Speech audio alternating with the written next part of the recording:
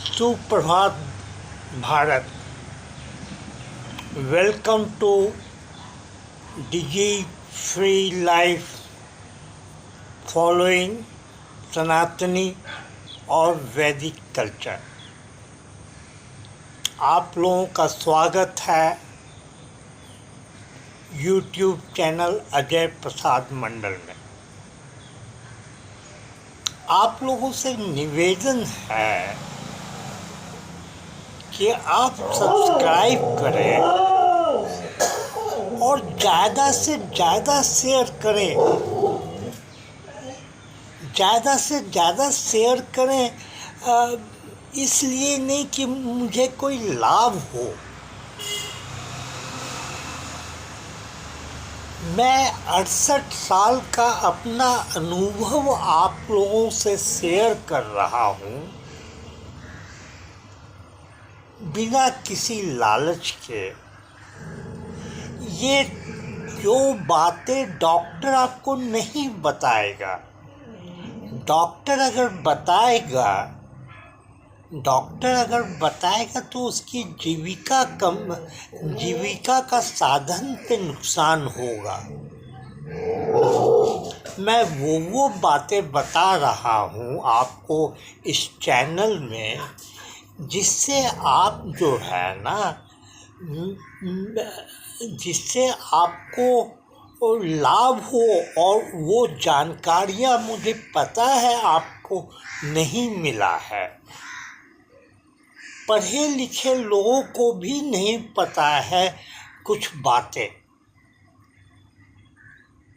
मैं चूँकि मेरा अपना देखिए, मेरा 68 साल हो गया है और मैं बिना हॉस्पिटलाइजेशन के, बिना कोई मेजर बीमारी के मैं अपनी ज़िंदगी जिया। और ये ज़िंदगी में इतना लाभ हुआ मुझे कि देखिए, मैं 68 साल के उम्र में कभी भी बाल झड़ने का शिकायत नहीं हुआ। मेरे कुछ बाल अभी भी काले हैं। जहाँ मैं 68 साल के लोगों को देखता हूँ, अपने दोस्तों को देखता हूँ, इधर उधर देखता हूँ, तो मैक्सिमम के तो वो गंजे हो गए हैं। गंजे कुछ बालें शेष हैं उनके सर पे। और अगर किसी बंदे के सर पे बाल है भी तो वो 100% सफ़ेद हो गया है। इसलिए मैं समझता हूँ कि मैं एलिजिबल हूँ ये डिजीज फ्री लाइफ पे बात करने के लिए। इसको ज़्यादा से ज़्यादा शेयर करें। मैं बार बार बोल रहा हूँ कि पढ़े लिखे लोगों को भी नहीं पता है कि जो है ज़िंदगी में जो है कैसे बिना बीमारी के आदमी ज़िंदगी जी सकता है और लंबी आयु प्राप्त कर सकता है।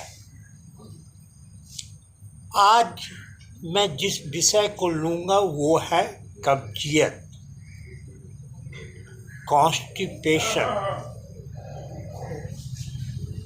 कॉन्स्टिपेशन के लगभग लोग शिकार हैं और लगभग लोगों को पता नहीं है कि इससे इजाद क्या होता है। कॉन्स्टिपेशन के 2 नुकसान होते हैं। एक तो आपका खून जो है दूषित होगा, या नहीं तो आपका जो है आपको बवासीर की शिकायत होगी। कब्जियत होने से ये 2 नुकसान होता है। आप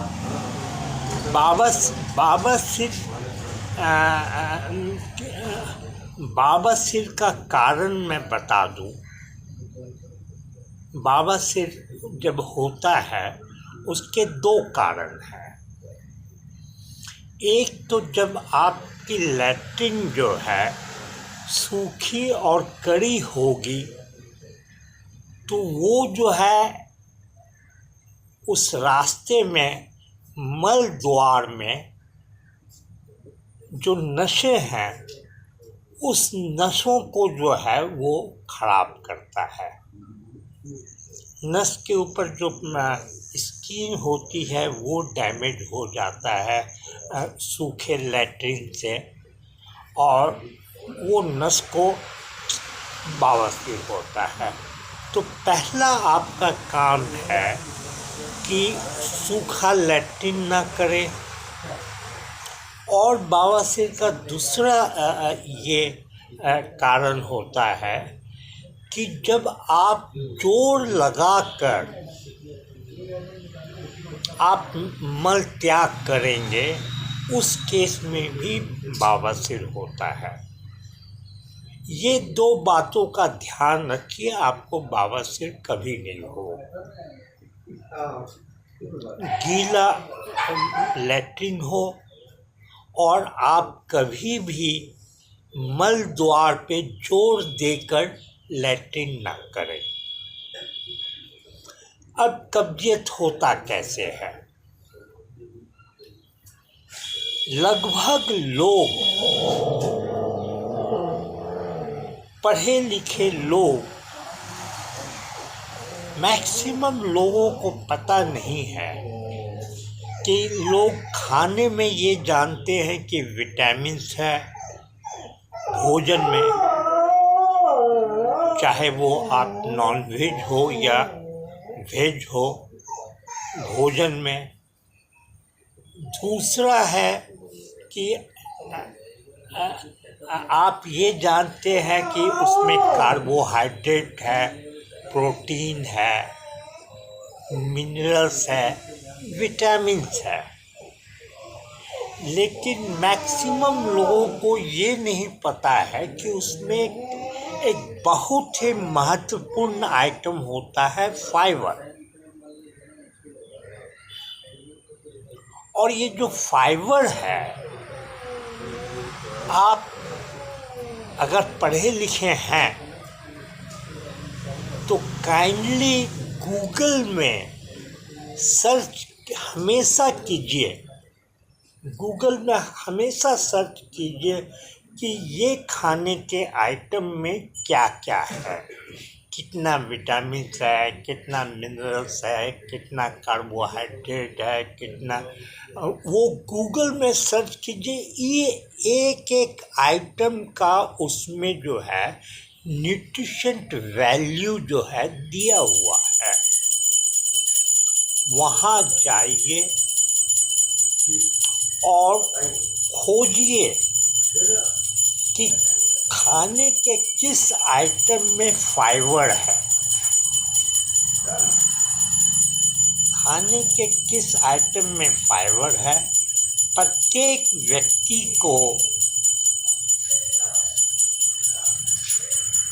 व्यक्ति को फाइबर की मात्रा जो है 25 मिलीग्राम या ग्राम, ये मैं याद नहीं आ रहा है।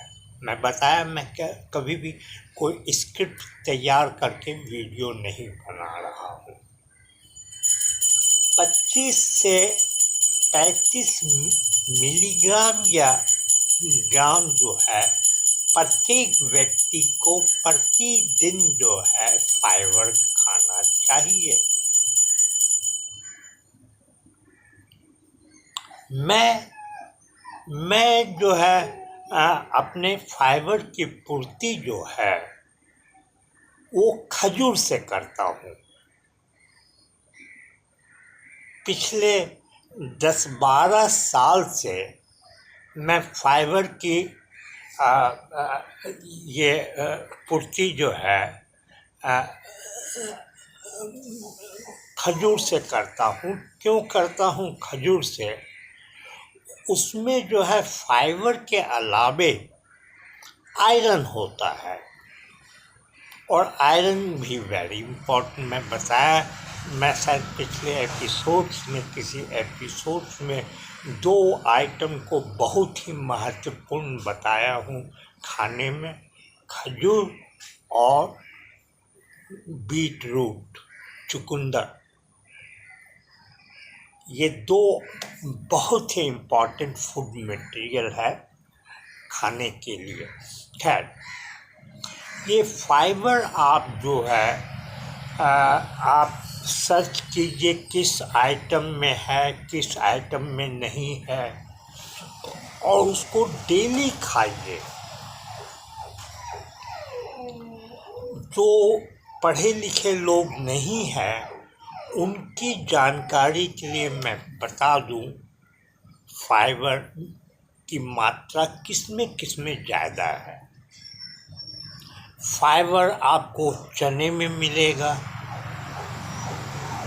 ज़्यादा, फाइबर आपको खजूर में मिलेगा ज़्यादा, फाइबर आपको शकरकंद में मिलेगा ज़्यादा, स्वीट पोटैटो। फाइबर आपको जो है अमरूद में सबसे ज़्यादा मिलेगा। तो आप जो है इसको जैसे नवंबर से फरवरी तक आप इसको शकरकंद के रूप में फाइबर को बॉडी में डालिए। अमरूद के सीजन में प्रतिदिन जो है आप अमरूद खाइए। आपको ये 5-6 महीने का सॉल्यूशन दे दिया। बाकी 12 महीना आप जो है खजूर खाइए। उसके साथ साथ जो है आप ये क्या बोलते हैं, केला खा सकते हैं जिसमें फाइबर है। आप 2 केले का सेवन रोज कीजिए। ये तो संभव नहीं है हमारे देश के लोगों को कि वो मैक्सिमम लोगों को ये संभव ही नहीं है कि वो 2 केला पर डे खाए। हम लोग भी नहीं खा पाते हैं, हम लोग की भी उतनी औकात नहीं है। तो उस केस में आप क्या करेंगे? उस केस में है सबसे सस्ता अपना चना को रात में भिगोइए, दूसरे दिन उसको जो है यूं रखिए, कपड़े में रखिए, गीला कपड़े में रखिए। तीसरे दिन वो अंकुरित हो जाएगा। उसको जो है 1 मुट्ठी चना और जो अंकुरित चना और गुड़, थोड़ा सा गुड़ मिला के खाइए। आपको फाइबर कंटेंट मिलेगा, आपकी कॉन्स्टिपेशन की शिकायत नहीं रहेगी। आपकी कॉन्स्टिपेशन की शिकायत नहीं रहेगी तो आपका खून जो है दूषित नहीं होगा। और खून जब दूषित होता है तो वो कौन सी बीमारी को पैदा करेगा वो भगवान जाने। बवासीर की शिकायत कभी नहीं होगी। ये बातें जो है कब्जियत के लिए सफिशेंट है। जितना बात मैं कब्जियत के लिए बताया ये सफिशेंट है। फाइबर, आप विटामिन, मिनरल्स, प्रोटीन, कार्बोहाइड्रेट के पीछे भागते हैं। अब आप जो है फाइबर के पीछे भागना शुरू कीजिए अगर आपको कब्जियत की शिकायत है तो। और कुछ आइटम है जो कब्जियत को पैदा करता है, उसमें मैदा जो है नंबर 1 है। तो कोशिश कीजिए मैदा का सेवन जो है बहुत कम कीजिए। मैदा ब्रेड में है, अगर आप डेली ब्रेड खाते हैं तो उसमें मैदा है। और अगर जो है आप ये समोसा डेली खाते हैं तो उसमें मैदा है। ये सब जो है कब्जियत को बढ़ावा देता है। आज के लिए बस इतना ही, और शेयर कीजिए। देखिए, मुझे लाभ होगा नहीं होगा इससे आपको क्या मतलब, लेकिन जितनी ये हेल्थ के विषय में जो जानकारियाँ मैं दे रहा हूँ ये आम लोगों तक पहुँचे, और ये जिम्मेदारी आपकी है। मैंने वीडियो बना दिया और 2-4 जगह जो है शेयर कर दिया। उसके बाद आप लोग पर निर्भर करता है कि इसको वायरल करें, और देश की जनता, आपका क्या जाता है शेयर करने में, आपका क्या जाता है सब्सक्राइब करने में, आपका क्या जाता है। एक पैसा नहीं आपका जा रहा है।